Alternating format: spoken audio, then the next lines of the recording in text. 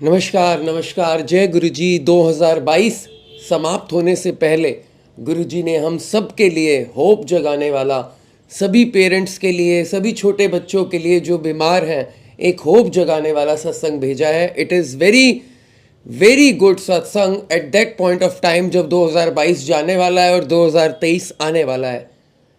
Aunty की बेटी है, वीनू शुक्ला जी हैं, हमारे ग्रुप संगत हैं ग्रेटर नोएडा से। उनकी बेटी है 10 साल की। कैसे उसको ऑटो इम्यून डिजीज़ हुआ और कैसे गुरुजी ने उसको रक्षा करी और कैसे लंगर प्रसाद से क्योर हुई बच्ची।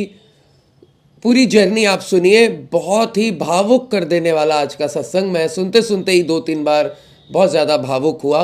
बहुत ही भावुक कर देने वाला सत्संग। बट दिस सत्संग इज़ वेरी होपफुल सभी पेरेंट्स के लिए जिनके बच्चे बीमार हैं किसी न किसी बीमारी से। सब के लिए, उन सब बच्चों के लिए, उन सब पेरेंट्स के लिए एक होप जगाने वाला सत्संग है। And I am very sure कि इस सत्संग के बाद आपको बहुत राहत मिलेगी, आपके मन को बहुत सुकून मिलेगा। आइए सुनते हैं वीनू शुक्ला जी का ग्रेटर नोएडा से सत्संग। आइए। जय गुरु जी। प्रणाम। जय गुरु जी सभी संगत जी। आज गुरु जी की मेहर से मैं अपनी ज़िंदगी का पहला सत्संग शेयर करने जा रही हूँ।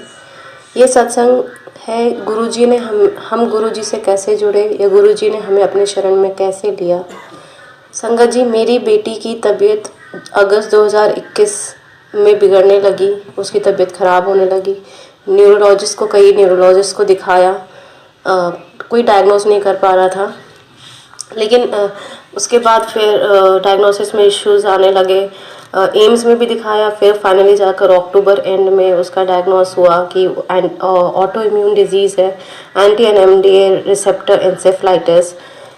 उसका ट्रीटमेंट भी शुरू हो गया, वहाँ एम्स में ही ट्रीटमेंट भी शुरू हो गया। लेकिन उसकी कंडीशन में कोई इम्प्रूवमेंट नहीं आई थी। इनफैक्ट कंडीशन उसकी डिग्रेड ही होती जा रही थी। वो धीरे धीरे उसने बोलना, हंसना, खेलना, चलना सब बंद कर दिया। मतलब बिल्कुल ना के बराबर वो रह गए। कोई सेंसेस नहीं, कुछ फील नहीं कर पा रही थी। कोई चोट लगे तो वो बता नहीं पाती थी, ना उसको दर्द होता था, कुछ भी नहीं। संगत जी, हम बहुत परेशान थे। लेकिन इसी बीच में मेरे जेठ जी ने मेरे अंकल से कहा कि आप गुरु जी के आश्रम जाइए, बड़े मंदिर छतरपुर में है। लेकिन कहते हैं ना, जब गुरु जी का जब तक बुलावा नहीं है तो हम जा नहीं सकते। तो गुरु जी ने हमें बुलाया नहीं था, शायद वो हमें हमारे कर्म कटवा रहे थे उस समय। तो हमने काफ़ी बीच में हमने देखा भी कि हाँ, गुरु जी का बड़ा मंदिर है, गुरु जी भी है, गुरु जी का आश्रम है। तो कई बार मन में आ रहा था कि गुरु जी वैसे ही होंगे जैसे और गुरु जी होते हैं। गुरु जी माफ़ करना इसके लिए, इस सोच के लिए, इस ख्यालात के लिए, क्योंकि जो पहले हो चुका है लोग उससे बहुत डरते हैं। तो लेकिन फिर भी आगे हम बढ़ते रहे। हमने कई पंडित ज्योतिष को भी दिखाया, पर हम गुरु जी के मंदिर नहीं गए। तब तक हम बड़े मंदिर नहीं गए। हमें उस बीच में हमने बहुत पंडित को दिखाया, ज्योतिष को भी इसकी कुंडली दिखाई। सबने जो उपाय बताए, जो उपचार बताए, हम वो करते गए। किसी ने राहु केतु कहा, किसी ने पितृदोष कहा। हम सारे उपाय करते गए जितने, लेकिन इसको कुछ आराम नहीं मिला। आगे अगस्त 2022 आ गया, तब तक इसका कंडीशन और वर्स हो गया। इनफैक्ट रिलैप्स हो गया, मैं ये कहूँगी। क्योंकि बिल्कुल पहले जैसे कि इसका चीखना, रात में सोती नहीं थी, बहुत चीखती थी। इसके ब्रेन में जो इतना भी उलझन, जैसे कहते हैं ना कि इसकी इम्यूनिटी की एबनॉर्मल एक्टिविटी होने लगती थी। बिल्कुल फड़फड़ाती थी, चीखती चिल्लाती थी, बिल्कुल सोती नहीं थी। तो काफ़ी परेशान थे। इसी तरीके से आया 17 अगस्त 2022 आया। वेडनेसडे था। उस रात कोई भी ये नहीं सोई, बिल्कुल चीख रही थी पूरी रात। तो थर्सडे मॉर्निंग को 18 अगस्त को मुझे मतलब गुरुजी की खुशबू, मैं आप लोगों से भी कहूँगी कि मुझे कुछ दिन पहले, मतलब जैसे 18 अगस्त के कुछ दिन पहले मुझे गुरुजी की खुशबू बहुत तेज़ आई थी। मतलब गुलाब के फूलों की खुशबू। जैसे हम घर के बाहर कॉरिडोर में निकलते हैं तो वो गुलाब की खुशबू मुझे बहुत ज़्यादा तेज़ आई थी। तो मुझे लगा शायद नीचे कुछ फूल हैं, उनमें से खुशबू आई होगी। फिर लेकिन वो भी नहीं लगा, क्योंकि वो फूल तो हमेशा रहते हैं और खुशबू नहीं आती। फिर भी मैंने सोचा कि चलो क्या पता आई हो। फिर सेकंड थॉट दिया कि क्या पता ऊपर या नीचे किसी ने फूलों से कुछ किया होगा।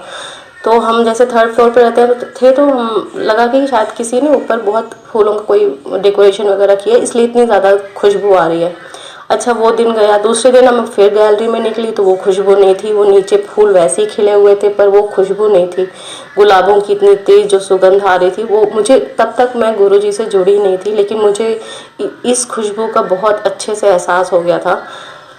फिर 18 अगस्त को आते हैं। 18 अगस्त को बृहस्पतिवार था। मैं बृहस्पतिवार का व्रत रखती हूँ। मेरी बेटी रात भर सोई नहीं थी। सुबह सुबह मुझे एक ऐसे मेरी आंख बंद होती है और मुझे 2 पीले फूल दिखाई देते हैं।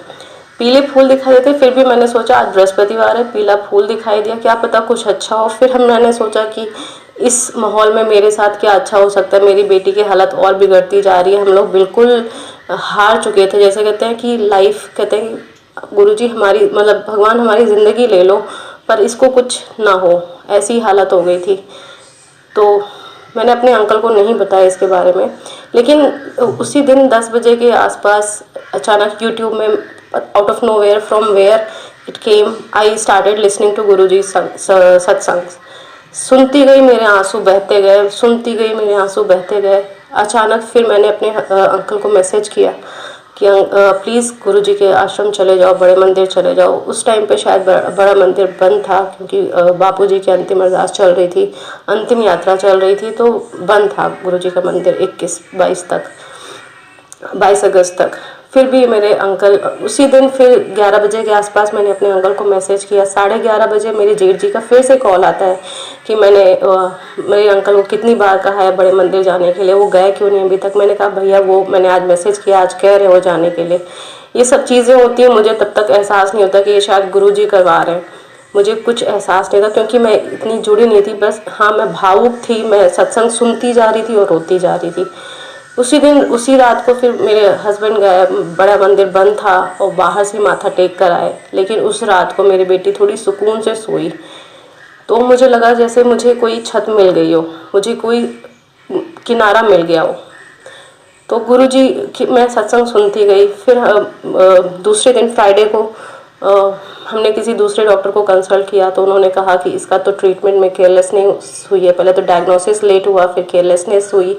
इसमें ट्रीटमेंट एग्रेसिव उसमें किया जाता है। तो वी आस्क्ड हर कि ma'am what is the next step. तो शी सेड कि इसको इमीडिएटली हॉस्पिटलाइजेशन एडमिट करना पड़ेगा। तो हमने कहा ठीक है मैम, एज़ यू से, बट बेटी हमें वापस मिल जाए। तो उन्होंने कहा कि अपोलो में इसको एडमिट करो। तो हमने मंडे के लिए बोला, उन्होंने सैटरडे के लिए बोला, लेकिन हमने कहा मैम हम मंडे का देंगे, संडे ऑफ रहता है डॉक्टर्स का, तो बहुत इश्यू हो जाता है डिस्चार्ज में। तो मंडे के लिए बोला, तो उन्होंने कहा ठीक है। इसी बीच में मैंने अपने अंकल से कहा अंकल मुझे बड़े मंदिर ले चलो, हम दोनों को भी एक बार, भले ही मंदिर बंद है लेकिन हम बाहर से ही उनकी मिट्टी के उस पर चले जाएंगे, हमें सुकून हो जाएगा। हम गए। मेरी बेटी कार में भी नहीं बैठती थी, बहुत चीखती चिल्लाती थी, कार में भी नहीं बैठती थी। लेकिन गुरुजी की कृपा से वो आराम से चुपचाप बैठ के, ग्रेटर नोएडा में मैं रहती हूँ, 2 घंटे का रास्ता है, बैठ के वो गुरुजी के मंदिर गई। बाहर हम उतरे, सेवादार अंकल ने कहा बाहर से माथा टेक लो। हमने बाहर से माथा टेका। मेरे आंसू रुक नहीं रहे थे और मेरे मुंह से बस एक ही शब्द निकल रहा था, शुक्राना गुरुजी, शुक्राना गुरुजी। उस दिन हम वापस आए वहाँ से, दर्शन बाहर से जो माथा टेका, वापस आए, इंजेक्शन्स लगने शुरू हुए। उसको मंडे को इंजेक्शन लगा, डिस्चार्ज होकर गुरुजी हमें घर ले आए आराम से, कुछ दिक्कत नहीं हुआ। एज एन उसकी कंडीशन में इम्प्रूवमेंट आने लगा था, उसका सुधार होने लगा था। फिर वो अगस्त था, अगस्त में एक इंजेक्शन, मंथली इंजेक्शन्स लगने के लिए बोला डॉक्टर ने लगाने के लिए, तो उसको सितंबर में ड्यू था। सितंबर में जब श्राद्ध आए तो हम श्राद्ध के टाइम पे मंदिर गए। उसी बीच में थर्सडे को मेरे जब मंदिर खुला तो मेरे हस्बैंड मंदिर गए। वो बीच में कई बार जाने लगे मंदिर। वहाँ गए, वहाँ का जल प्रसाद ले आए तो बेटी को हमने देना शुरू किया। उसके इंजेक्शन श्राद्ध में हम फिर मंदिर गए। उसके बीच में हम एक बार अपनी बेटी को, मेरी बेटी की 10 साल की है, उसका नाम आशी है, तो हम उसी बीच में आशी को एक दिन मंडे के दिन मंदिर लेकर गए, क्योंकि संडे या शाम के टाइम पे लंगर प्रसाद बहुत भीड़ होता है। तो हमने लगा कि वो चीखेगी चिल्लाएगी तो हम उसको संभाल नहीं पाएंगे वहाँ पर। मंडे को लेकर गए हम गुरुजी के मंदिर में, अंदर जाने लगे, लाइन में लगे थे, पर वो थोड़ी परेशान कर रही थी। मेरे हस्बैंड किसी तरीके से उसको लेकर अंदर दर्शन कराते हुए बाहर निकले। फिर जब वहाँ पर चाय प्रसाद, ब्रेड पकौड़ा प्रसाद और हलवा प्रसाद मिल रहा था तो वो लेकर उसको बाहर निकल रहे थे, तो और मैं पीछे रह गई थी, तो मैं वहाँ बैठकर प्रसाद खाने लगी। और वो जब निकले तो उनको सेवादार अंकल ने रोका कि इसको प्रसाद, बेटी को प्रसाद यहीं खिला कर जाओ आप। बेटी प्रसाद नहीं खा रही थी, वो तो बैठ भी नहीं रही थी। फिर मैं गई तो सेवादार अंकल ने कहा इसको आप लोग प्रसाद यहीं खिला कर जाओ। तो हमने उसको किसी तरीके से वहीं पर प्रसाद खिलाया, गुरुजी की कृपा से। सेवादार अंकल ने भी कहा कि ये बेटी मेरे पास आकर चिपक गई, पता नहीं गुरुजी की क्या महिमा थी, मुझे लगा जैसे मेरी बेटी है। तो हमने कहा कि अब गुरुजी बस मेहर कर सकते हैं, क्योंकि हम नहीं इसको अब संभाल पा रहे, मतलब हम हार चुके हैं हर तरीके से। फिर किसी प्रसाद खाया, उस दिन घर वापस आए। फिर श्राद्ध में हम उसको लेकर गए, तीसरी बार श्राद्ध में लेकर गए, शाम के टाइम लेकर गए, संडे था, लेकर गए। और वहाँ पर उसको वो इतना चीख रही थी, इतना चीख रही थी कि वो अंदर जाने को तैयार नहीं थी। सेवादार अंकल कह रहे थे इसको शांत कराओ, क्योंकि यहाँ पर सभी संगत परेशान हो जाएगी। एक सेवादार अंकल ने कहा इसको लेकर जाओ बाहर, कार में लेकर जाओ, बाद में जब शांत हो जाएगी तो फिर ले आना। और वहाँ पर गुरुजी ने हल्की हल्की बारिश कर दी। मुझे ये लगा उन्होंने इसको आशीर्वाद तो दे ही दिया। फिर मेरे अंकल ने कहा कि मैं यहाँ रहता हूँ, कार में इसको लेकर आप जाओ, दर्शन कर लो और लंगर प्रसाद भी करके आ जाना। मैं गई, मैं बस मेरे आंसू रुक ही नहीं रहे थे गुरुजी के दर्शन करते हुए। मुझे लगा मुझे पकड़ लो गुरुजी, मुझे थाम लो, क्योंकि मैं गिर जाऊँगी अब। उसके बाद मैंने लंगर प्रसाद किया। जहाँ लंगर प्रसाद किया वहाँ मेरे गुरुजी का स्वरूप सामने था। मेरे आंसू रुक नहीं रहे थे संगत जी, बस मेरे आंसू बहते आ रहे थे। मैंने बस गुरुजी से कहा गुरुजी जैसे आप सबको लंगर प्रसाद यहाँ बिठा कर करवा रहे हो, मेरे बेटी को भी करवा दो। क्योंकि उस टाइम तक तो मुझे यही नहीं था कि वो आएगी भी अंदर या कभी दर्शन कर भी पाएगी, नहीं कर पाएगी, मुझे कुछ नहीं पता था। तो मैंने लंगर प्रसाद किया, एक रोटी और जो लंगर प्रसाद में जो था थोड़ा थोड़ा लेकर मैं बाहर भी गई। मुझे इतना नहीं था कि मैं सेवादार अंकल से बोल दूं कि मुझे अलग से लंगर प्रसाद दे दे। मैं उसमें से अपनी थाली से ही लेकर गई। मैंने कार में उसको खिलाया, उसने खाया। फिर हम घर गए। फिर उसके बाद मुझे कुछ दिनों बाद मुझे सपने में आता है, दर्शन देते हैं गुरुजी। गुरुजी जब हम हॉल की तरफ जा रहे होते हैं, शिव जी के दर्शन करने के बाद जब हम हॉल में जा रहे होते हैं तो जो एरिया जगह है वहीं पर गुरुजी विराजमान होते हैं। और मैं उनके सामने माथा टेकती हूँ। मुझसे कहते हैं की होंदा, गुरुजी दर्शन ड्रीम दर्शन में कहते हैं की होंदा। मैं कहती हूँ गुरुजी 1 साल से मेरी बेटी बहुत बीमार है। तो कहते तो फिर लेकर आ उसको। उन्होंने मुझसे ऐसे कहा और मैंने पीछे देखा तो मेरी बेटी नहीं थी। तो मैंने कहा ठीक है जी गुरुजी, मैं ले आऊँगी। वो दिन था। फिर मैंने अपने अंकल को बताया कि गुरुजी मुझे सपने में ऐसे उन्होंने बोला, क्या आशी को बुला रहे हैं वो? तो हमें तब तक इतना कुछ एहसास नहीं था कि ये सब जो ड्रीम में आ रहा है वो एक्चुअल में उनके दर्शन है। फिर उसी बीच में मैंने एक सत्संग सुना कि जिसमें एक अंकल की तबीयत ठीक नहीं थी और कई संगत के ड्रीम में दर्शन देकर उसको बुलवा रहे थे कि उसको बड़े मंदिर लेकर आ, उसको बड़े मंदिर लेकर आ। ये सत्संग सुना तो मुझे विश्वास हो गया कि जैसे गुरुजी ने आशी को बुलाया है। अब उसके बाद नवरात्रे आ गए। नवरात्रों में हम लोग अपनी बेटी को लेकर गए। दिल बहुत भारी था, मतलब बहुत डर था कि पता नहीं ये अंदर जाएगी। संडे के दिन रात शाम के समय हम लेकर गए। भारी था। मैंने कहा अगर गुरुजी आपने बुलाया है तो आप ही दर्शन करवाओगे, और नहीं बुलाया होगा या मेरा जो ड्रीम में जो दर्शन हुए आपके, अगर मुझे तब तक संगत जी जब तक कहते हैं ना आपके साथ ना हो, आपका विश्वास गुरुजी ही बनाते हैं, आपका विश्वास वही बढ़ाते हैं, तो आप ही करवाना। हम वहाँ पहुँचे पार्किंग में, मंदिर के सामने हमें पार्किंग मिली। वहाँ पर बेटी जैसे ही हम लोग कार से बाहर निकले मुझे बिल्कुल हल्का महसूस होने लगा। गुरुजी ने उसको दर्शन देना था तो उसके लिए उन्होंने रास्ता खुद बनाया। हम अंदर मंदिर में जाने लगे तो जहाँ गणेश जी की मूर्ति है वहीं पे सेवादार अंकल ने, लाइन लगी थी गुरुजी के मंदिर जाने के लिए, लेकिन सेवादार अंकल ने वहीं उसके लिए रास्ता खोल दिया कि अंकल आप यहाँ से चले जाइए। हम उसको लेकर गए, उसको गणेश जी की दर्शन कराए, माथा टिकाया, समाधि के सामने माथा टिकाया, झुकाया, शिव जी के सामने माथा झुकाया। मंदिर में गए, अंदर वो आराम से गई, बिना चीखे चिल्लाए, कुछ नहीं। संगत जी अंदर गई, गुरुजी के दर्शन किए। फिर जब हम सीढ़ियों से बाहर निकलने लगे तो लंगर प्रसाद वहीं से शुरू हो गया था, वहीं बाहर भी बिठा रहे थे उस दिन। तो एक अंकल आते हैं, कहते हैं ये नीचे बैठ जाएगी या इसके लिए चेयर ला दें? मैंने कहा आज गुरुजी देखो अपने बच्ची को कैसे करवा रहे हैं। हमने कहा नहीं अंकल, ये नीचे ही बैठ के खा लेगी। फिर हमने किसी लंगर प्रसाद खाया, उसने भी, उसको हमने खिलाया, वो अपने हाथ से नहीं खा रही थी तो हमने उसको अपने हाथ से खिलाया। और सामने शिवलिंग थे, गुरुजी महाराज सामने बैठ के उन्होंने उसको लंगर प्रसाद खिलवाया। और फिर हम बाहर निकले, जल प्रसाद लिया, बाहर आए, अच्छे से दर्शन हुआ। और उस दिन हमें एक सेवादार अंकल ने 2 गुरुजी के स्वरूप, एक नहीं 2 स्वरूप दिए, छोटे स्वरूप दिए। हमने बस एक बार पूछा कि वो गुरुजी जो बड़े मंदिर ब्लेसिंग्स काउंटर है वो वहाँ पर मिले, खुला है कि नहीं, तो उन्होंने कहा आपके पास नहीं है तो आप ये लीजिए। तो उन्होंने हमें एक नहीं 2 दे दिए। शुक्राना गुरुजी, शुक्राना। वो पहला दिन था जो गुरुजी हमारे घर आए। शुक्राना गुरुजी। उसके बाद मेरी बेटी की हालत में संगत जी बहुत सुधार आने लगा। वो सब भूल गई थी, माँ बाप कौन है या चीज़ें क्या हैं, कुछ नहीं उसको था, बस कुछ पता नहीं था। वो मतलब कहते हैं कि बिल्कुल nothing, is just a body, तो वैसी थी।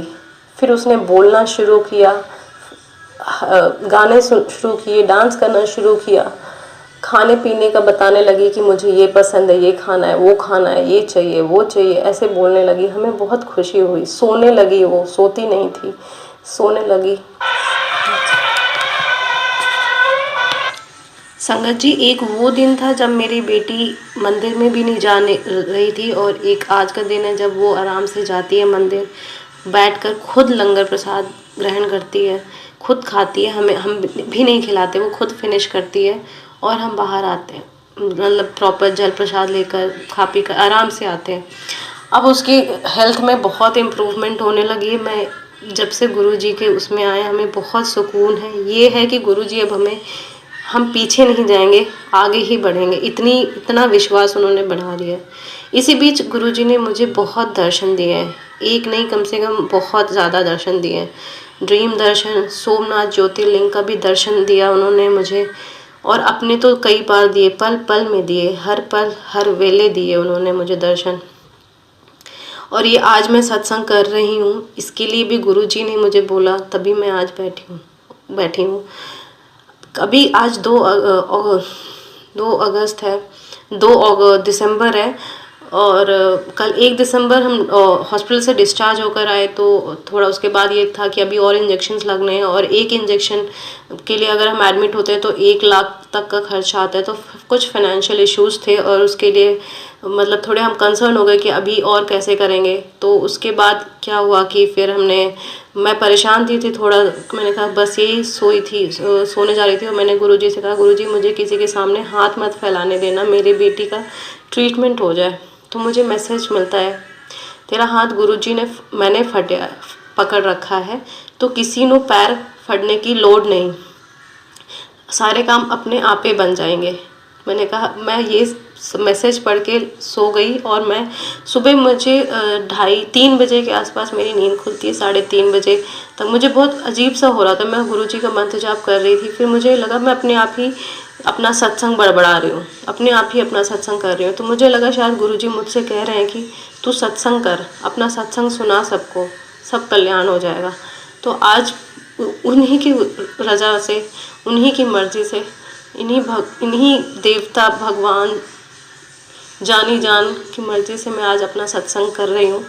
और मुझे पता है इसके बीच में मेरे बहुत सत्संग हैं, गुरुजी ने मुझे बहुत सत्संग प्रदान किए हैं, और मैं हर पल हर वेले गुरुजी का शुक्राना करती हूँ। उन्होंने हम जैसे इंसानों को, हम जैसे लोगों का इस कलयुग में कल्याण करने के लिए उन्होंने जन्म लिया और हमें थामा, अपने शरण में बुलाया। गुरुजी आप सबका भला करो, आप जिसको ज़रूरत है, जो आपको सच्चे मन से पुकारे, आप उसका भला करो प्रभु, क्योंकि बहुत लोगों को ज़रूरत है, इस कलयुग में बहुत लोगों को ज़रूरत है सच्चे प्रभु की, सच्चे मालिक की, सच्चे पातशाह की।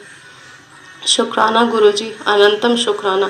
संगत जी, सत्संग बहुत है, लेकिन मैं आज यही सत्संग शेयर करूँगी, और आगे गुरुजी के कृपा से जैसे गुरुजी कहेंगे मैं और भी सत्संग शेयर करूँगी, अपने हर एक सत्संग शेयर करूँगी। शुक्राना गुरुजी, शुक्राना गुरुजी। जय गुरुजी। जय गुरु जी, जय गुरु जी, जय गुरु जी। सबसे पहले तो गुरु का शुक्राना, अपने सदगुरु का शुक्राना, जिसने हम सबको ये सत्संग सुनवाया। गुरु की इच्छा के बिना तो सत्संग आ नहीं सकता किसी के सामने।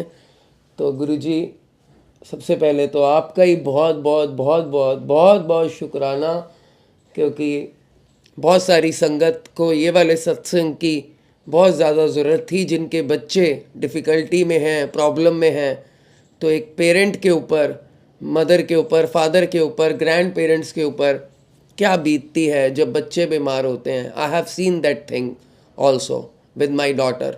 Now she is okay fine with Guruji's grace, but उसको भी एक इशू हुआ था at the age of 2.5 year. तो I have seen that phrase also.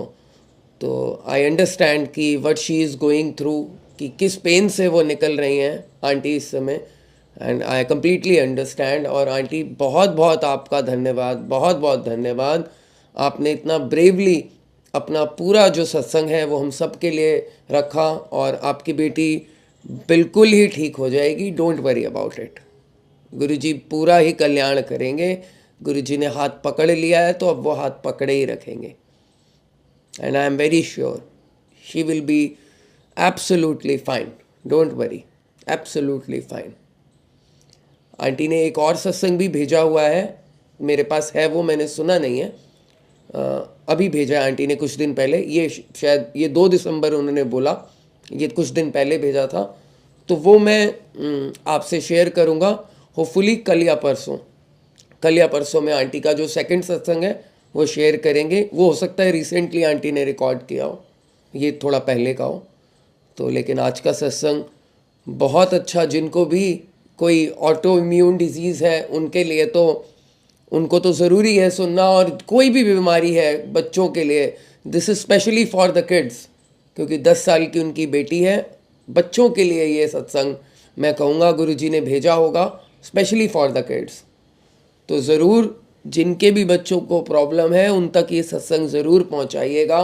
और अगर आपके बच्चे को है और आप सुन रहे हैं तो आपके लिए मैसेज है गुरुजी का, बड़े मंदिर जाइए, माथा टेक के आइए, लंगर कीजिए।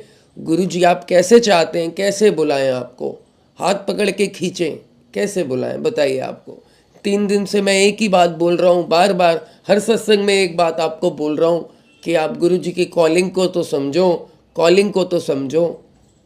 आप बात समझ नहीं रहे, तो गुरुजी की कॉलिंग को समझो। ऐसे ही कॉलिंग आती है गुरुजी की, मुझे भी ऐसे ही कॉलिंग आई थी। कॉलिंग का मतलब ऐसा ही होता है कि मेरे को मेरे बुआ ने बोला बेटा बड़े मंदिर चले जाओ, बड़े मंदिर चले जाओ। मेरे को मेरे फ्रेंड ने बोला बड़े मंदिर चले जाओ। मल्टीपल जगह से मुझे मैसेज आने लगे कि बड़े मंदिर चले जाओ।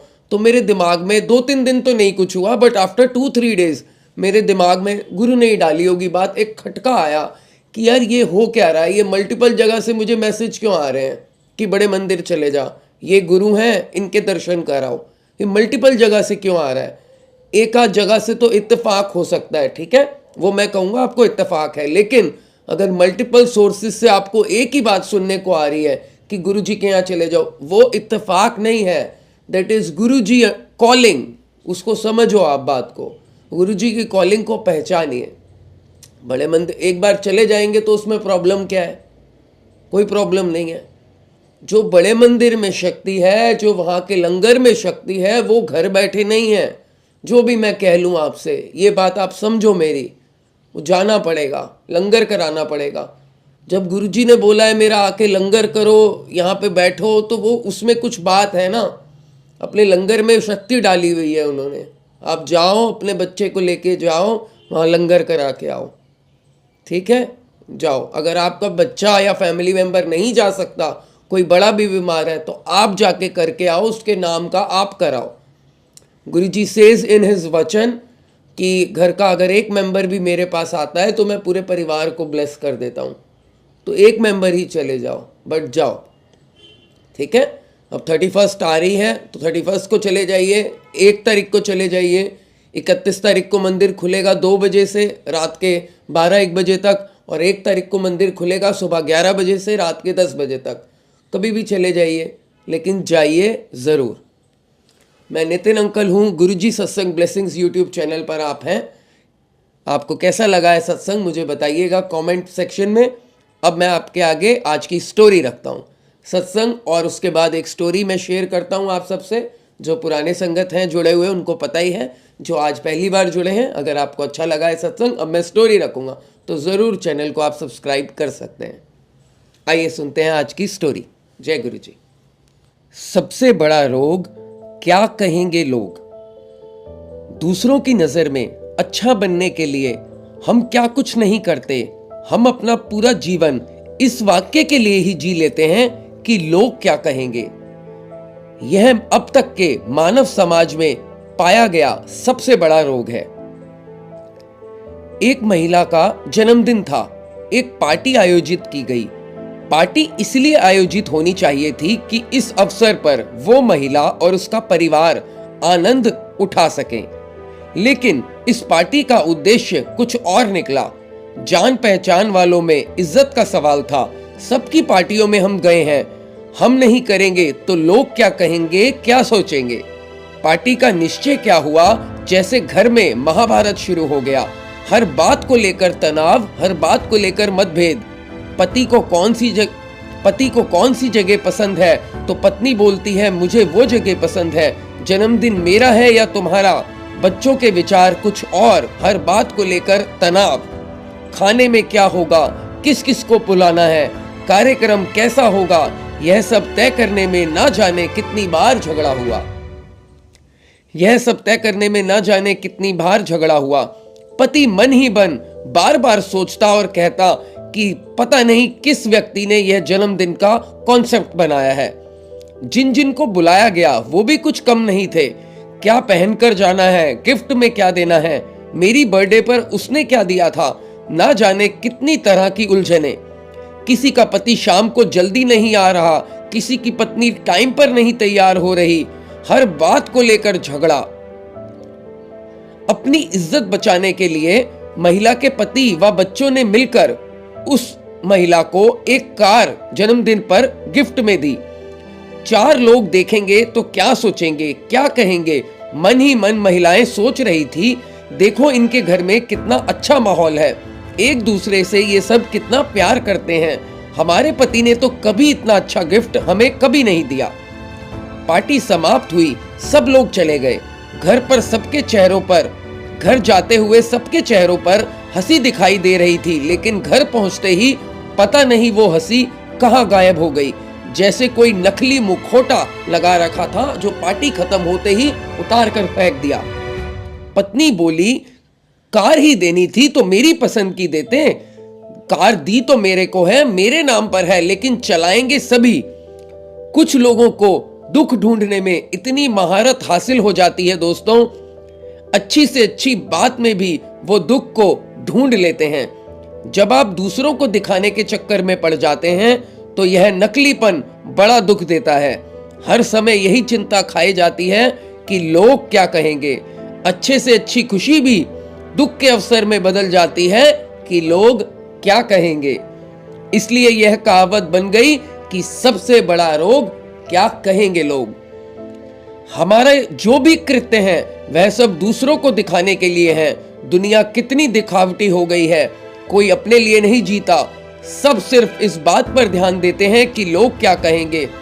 अब तो बदलो अपना जीवन, छोड़ो इस बात को कि लोग क्या कहेंगे।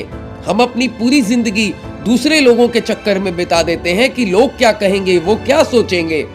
हम अपने में जीना तो भूल ही गए हैं, सब कुछ दिखावटी हो गया है और इस तरह हम अपने जीवन को नर्क बनाते जा रहे हैं। जिंदगी दुखों से भरती जा रही है। अब आप ही बताओ दोस्तों, हम जिंदगी दूसरों के लिए जीते हैं या फिर अपने खुशी के लिए। हमें तो इस बात की फिक्र लगी रहती है कि लोग क्या कहेंगे।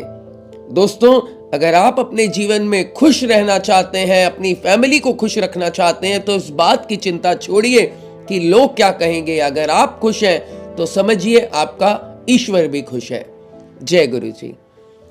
कैसी लगी आपको आज की स्टोरी, आज का सत्संग, मुझे कमेंट करके बताइएगा। यदि आप भी आंटी की तरह अपनी जर्नी सारी संगत से शेयर करना चाहते हैं, जो मैं आपको हर बार कहता हूं जरूर करिए शेयर, तो नीचे दिए ईमेल एड्रेस पर मुझे अपना सत्संग मेल करिए। मैंने व्हाट्सएप नंबर भी दिया है, आगे आपको दिख जाएगा वीडियो में। अगर आप सत्संग भेजना चाहते हैं तो व्हाट्सएप पे भी भेज सकते हैं, लेकिन कोशिश कीजिएगा ईमेल पर भेजें। तो ज़्यादा मेरे लिए आसान होगा उसको डाउनलोड करना। मेरा एक दूसरा चैनल भी है नितिन अंकल दिल्ली शॉर्ट्स के नाम से, उसे भी आप सब्सक्राइब कर सकते हैं। वहाँ पर शॉर्ट्स आते हैं गुरुजी के वचन, जिसमें से मैंने आपको वचन बताया था, और शब्द गुरबानी उसमें आता है। शब्द गुरबानी पंजाबी से हिंदी में ट्रांसलेट करके मैं आपसे शेयर करता हूँ वहाँ पे, आप उसे भी सब्सक्राइब करिए। एक बार डिस्क्रिप्शन बॉक्स देख लीजिएगा, उसमें लिंक है चैनल का। और बहुत सारी संगत ने सत्संग तो वो देखते हैं लेकिन चैनल को सब्सक्राइब नहीं किया हुआ। फिर आपका कमेंट आता है, मुझे मैसेज आता है कि अंकल हमारे पास नोटिफिकेशन नहीं आता। नोटिफिकेशन के लिए, सत्संग के लिए आपको गुरुजी सत्संग ब्लेसिंग्स को सब्सक्राइब करना पड़ेगा। सब्सक्राइब का बटन है, आप देखिएगा होम पेज पर, उसको सब्सक्राइब करिए और ऑल पे क्लिक करिए। नोटिफिकेशन के लिए बेल का बटन क्लिक करेंगे, ऑल पर क्लिक करेंगे, then you will get the notification of the satsang, तभी आपको सत्संग का नोटिफिकेशन मिलेगा। 50% संगत बिना सब्सक्राइब करे सत्संग देखते हैं और 50% ने सब्सक्राइब किया हुआ है।